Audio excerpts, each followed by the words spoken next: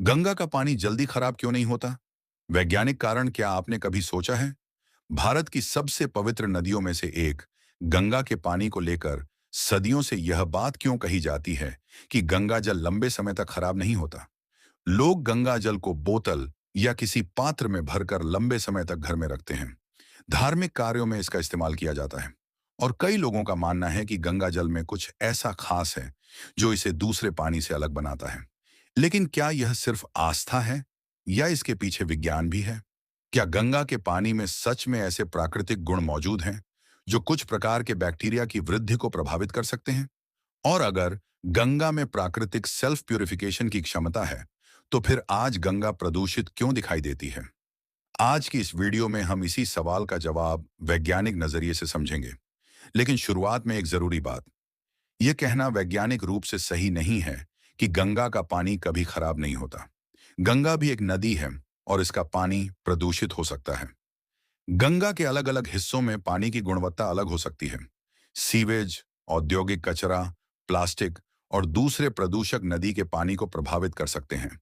इसलिए गंगा के हर स्थान के पानी को सीधे पीने के लिए सुरक्षित मानना बिल्कुल सही नहीं है। तो फिर आखिर गंगा जल के बारे में यह धारणा बनी कैसे? यहीं से शुरू होती है इस कहानी की दिलचस्प वैज्ञानिक यात्रा।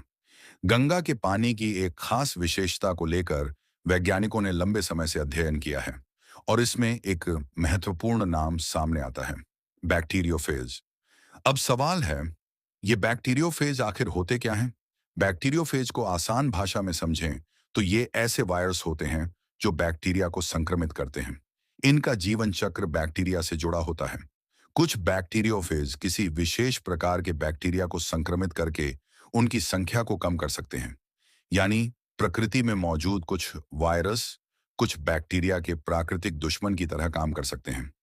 गंगा के पानी में भी ऐसे बैक्टीरियोफेजेस की मौजूदगी पर वैज्ञानिक अध्ययन हुए हैं। यही कारण है कि गंगा की माइक्रोबियल इकोलॉजी वैज्ञानिकों के लिए काफी दिलचस्प विषय रही है। लेकिन यहाँ एक बहुत जरूरी सावधानी है। इसका मतलब यह बिल्कुल नहीं है कि गंगा का पानी सभी बैक्टीरिया को खत्म कर देता है, और न ही इसका मतलब यह है कि गंगा का पानी अपने आप हर प्रकार के प्रदूषण से साफ हो जाता है। बैक्टीरियोफेज स्पेसिफिक बैक्टीरिया को टारगेट करते हैं। हर बैक्टीरिया पर उनका असर एक जैसा नहीं होता। इसलिए इसे गंगा के पानी के जादुई सफाई तंत्र के रूप में समझना सही नहीं होगा। अब आते हैं दूसरे महत्वपूर्ण कारण पर। गंगा एक बहती हुई नदी है। नदी के पानी का लगातार बहना उसके प्राकृतिक तंत्र का एक महत्वपूर्ण हिस्सा है। जब पानी बहता है तो उसका वातावरण के साथ लगातार संपर्क होता रहता है। इस प्रक्रिया में हवा से ऑक्सीजन पानी में घुल सकती है। इसे आसान भाषा में पानी का रीएरोरेशन या ऑक्सीजन एक्सचेंज कह सकते हैं। ऑक्सीजन कई प्राकृतिक जैविक प्रक्रियाओं के लिए महत्वपूर्ण होती है। पानी में मौजूद कुछ माइक्रो ऑर्गेनिजम्स और दूसरे प्राकृतिक प्रोसेसेस ऑर्गेनिक मैटर को तोड़ने में भूमिका निभाते हैं। इसलिए नदी का लगातार बहना उसके प्राकृतिक सेल्फ प्यूरिफिकेशन सिस्टम का एक हिस्सा माना जाता है। लेकिन यहां भी एक बात समझना जरूरी है। सेल्फ प्यूरिफिकेशन का मतलब यह नहीं है कि नदी अपने अंदर आने वाली हर गंदगी को खत्म कर देगी। प्रकृति की भी एक सीमा होती है। अगर किसी नदी में कम मात्रा में जैविक प्रदूषण आता है, तो प्राकृतिक प्रक्रियाएं उसे कम करने में मदद कर सकती हैं। लेकिन अगर नदी में लगातार बहुत ज्यादा सीवेज और इंडस्ट्रियल वेस्ट डाला जाए, तो प्राकृतिक क्षमता उस प्रदूषण के मुकाबले कम पड़ सकती है। यही कारण है कि किसी नदी की प्राकृतिक सफाई क्षमता होने के बावजूद वह प्रदूषित हो सकती है। अब बात करते हैं सूर्य की रोशनी की। नदी के पानी की ऊपरी सतह पर सूर्य की रोशनी पड़ती है। सूर्य की अल्ट्रावायलेट यानी यूवी रेडिएशन कुछ माइक्रो ऑर्गेनिजम्स को नुकसान पहुंचा सकती है और कुछ परिस्थितियों में उन्हें निष्क्रिय करने में मदद कर सकती है। लेकिन इसका प्रभाव कई चीजों पर निर्भर करता है, जैसे पानी कितना साफ है, पानी कितना गहरा है, यूवी लाइट कितनी अंदर तक पहुंच रही है और कौन सा माइक्रो ऑर्गेनिज्म मौजूद है। इसलिए यह कहना भी सही नहीं होगा कि सूर्य की रोशनी गंगा के पानी को पूरी तरह डिसइंफेक्ट कर देती है। यह प्राकृतिक प्रक्रियाओं का सिर्फ एक हिस्सा हो सकता है। अब सवाल उठता है, क्या गंगा में ये सभी प्रक्रियाएं मिलकर पानी को ज्यादा समय तक टिकाऊ बनाती हैं? संभव है कि कुछ परिस्थितियों में ये प्रक्रियाएं पानी की माइक्रोबियल क्वालिटी को प्रभावित करती हों, लेकिन यहां भी हमें हर जगह और हर परिस्थिति में जैसे शब्दों से बचना चाहिए, क्योंकि नदी का पानी एक जैसा नहीं होता। गंगा की लंबाई बहुत ज्यादा है। इसमें अलग अलग स्थानों पर अलग अलग मात्रा में सीवेज, ऑर्गेनिक मैटर, मिनरल्स और दूसरे पोल्यूटेंट्स पहुंचते हैं। मौसम भी पानी की गुणवत्ता को प्रभावित कर सकता है। बारिश के समय नदी में पानी की मात्रा तेजी से बढ़ सकती है। वहीं अलग अलग क्षेत्रों में मानव गतिविधियों का प्रभाव भी अलग होता है। इसलिए गंगा के एक हिस्से का पानी दूसरे हिस्से के पानी जैसा होना जरूरी नहीं है। अब एक और दिलचस्प बात समझिए। जब हम कहते हैं कि कोई पानी खराब हो गया, तो इसका मतलब क्या होता है? सिर्फ यह नहीं कि पानी का रंग बदल गया। पानी की क्वालिटी कई अलग अलग चीजों से तय होती है। इसमें बैक्टीरिया की मौजूदगी, chemical pollutants, dissolved oxygen, organic matter और कई दूसरे पैरामीटर्स शामिल हो सकते हैं। कोई पानी देखने में साफ हो सकता है, लेकिन उसमें हार्मफुल माइक्रो ऑर्गेनिजम्स या केमिकल कंटेमिनेंट्स मौजूद हो सकते हैं। इसलिए सिर्फ पानी का साफ दिखाई देना यह साबित नहीं करता कि वह पीने योग्य है। यही बात गंगा जल पर भी लागू होती है। अगर कोई व्यक्ति कई साल पुराना गंगा जल देखकर कहता है कि देखिए, यह तो अभी भी वैसा ही है, तो सिर्फ देखकर यह निष्कर्ष नहीं निकाला जा सकता कि उसमें कोई हार्मफुल माइक्रो ऑर्गेनिज्म नहीं है। इसके लिए वैज्ञानिक टेस्टिंग की जरूरत होती है। अब वापस उस सवाल पर आते हैं जिससे हमने वीडियो शुरू की थी। गंगा का पानी जल्दी खराब क्यों नहीं होता? इसका सबसे ईमानदार वैज्ञानिक जवाब यह है कि गंगा के पानी में कुछ प्राकृतिक प्रक्रियाएं मौजूद हैं जो माइक्रोबियल और ऑर्गेनिक प्रोसेसेस को प्रभावित कर सकती हैं।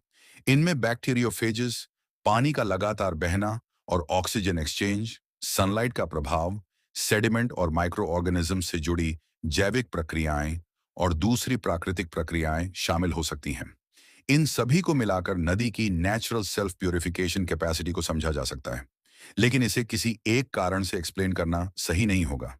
ये एक कॉम्प्लेक्स नेचुरल सिस्टम है और यही कारण है कि गंगा को लेकर वैज्ञानिक अध्ययन आज भी महत्वपूर्ण है। अब एक और बड़ा सवाल, अगर गंगा में इतनी प्राकृतिक सेल्फ प्यूरिफिकेशन क्षमता है, तो फिर गंगा आज प्रदूषित क्यों है? इसका जवाब है प्रदूषण की मात्रा। मान लीजिए प्रकृति किसी मात्रा तक प्रदूषण को कम करने में सक्षम है, लेकिन अगर उससे कई गुना ज्यादा सीवेज या इंडस्ट्रियल वेस्ट लगातार नदी में आता रहे, तो प्राकृतिक प्रक्रियाएं उस पूरे प्रदूषण को खत्म नहीं कर सकती। इसे एक आसान उदाहरण से समझिए। अगर आपके घर में रोज थोड़ा कचरा निकलता है और आप रोज उसे साफ कर देते हैं, तो घर साफ रह सकता है। लेकिन अगर सफाई की क्षमता से 10 गुना ज्यादा कचरा रोज आने लगे, तो सफाई व्यवस्था कितनी भी अच्छी हो, घर गंदा हो जाएगा। नदी के साथ भी कुछ ऐसा ही समझा जा सकता है। प्राकृतिक सेल्फ प्यूरिफिकेशन कोई अनलिमिटेड पावर नहीं है। इसलिए गंगा को साफ रखने के लिए केवल यह मान लेना पर्याप्त नहीं है कि नदी खुद को साफ कर लेगी। हमें प्रदूषण को नदी में जाने से रोकना भी जरूरी है। अब आते हैं उस धार्मिक पहलू पर जिसकी वजह से गंगा का महत्व हजारों वर्षों से बना हुआ है। भारतीय परंपरा में गंगा को पवित्र माना जाता है। गंगा जल का उपयोग पूजा पाठ और धार्मिक संस्कारों में किया जाता है। यह आस्था और संस्कृति का हिस्सा है। विज्ञान इन धार्मिक मान्यताओं को सही या गलत साबित करने का काम नहीं करता। विज्ञान प्राकृतिक प्रक्रियाओं को समझने की कोशिश करता है। इसलिए गंगा जल के प्रति लोगों की आस्था एक अलग विषय है और पानी की माइक्रोबायोलॉजिकल या केमिकल क्वालिटी एक अलग वैज्ञानिक विषय। दोनों को अलग अलग समझना जरूरी है। तो अगर कोई आपसे पूछे, क्या गंगा का पानी कभी खराब नहीं होता? तो सबसे सही जवाब होगा, नहीं, ऐसा कहना सही नहीं है। गंगा का पानी प्रदूषित हो सकता है और हर जगह पीने योग्य नहीं होता। लेकिन गंगा के पानी में कुछ ऐसे प्राकृतिक, माइक्रोबियल और एनवायरमेंटल प्रोसेसेस जरूर पाए गए हैं, जिनकी वजह से इसकी सेल्फ प्यूरिफिकेशन क्षमता वैज्ञानिकों के लिए लंबे समय से अध्ययन का विषय रही है। और इनमें बैक्टीरियोफेजेस जैसे माइक्रो ऑर्गेनिजम्स एक महत्वपूर्ण भूमिका निभा सकते हैं। यानी गंगा की कहानी सिर्फ आस्था की नहीं है। इसमें इकोलॉजी, माइक्रोबायोलॉजी, केमिस्ट्री और एनवायरमेंटल साइंस भी शामिल हैं। लेकिन इस कहानी का सबसे बड़ा संदेश शायद कुछ और है। अगर किसी नदी में प्रकृति खुद को कुछ हद तक साफ रखने की क्षमता रखती है, तो इसका मतलब यह नहीं कि हम उसमें प्रदूषण डालते रहें, बल्कि इसका मतलब यह है कि हमें उस प्राकृतिक व्यवस्था को नुकसान नहीं पहुंचाना चाहिए। गंगा को साफ रखना सिर्फ नदी को साफ रखने की बात नहीं है। यह करोड़ों लोगों के पानी, स्वास्थ्य, खेती, पर्यावरण और भविष्य से जुड़ा सवाल है। इसलिए अगली बार जब आप गंगा जल के बारे में यह बात सुने कि गंगा का पानी कभी खराब नहीं होता, तो इसे बिना सोचे सच मानने के बजाय पूरी बात समझिए। गंगा का पानी जादुई तरीके से हर प्रदूषण को खत्म नहीं करता, लेकिन इसकी प्राकृतिक इकोलॉजी में ऐसे कई प्रोसेसेस जरूर हैं जो इसे वैज्ञानिक रूप से बेहद रोचक बनाते हैं। और शायद यही वजह है कि गंगा आज भी वैज्ञानिकों के लिए अध्ययन का एक महत्वपूर्ण विषय बनी हुई है।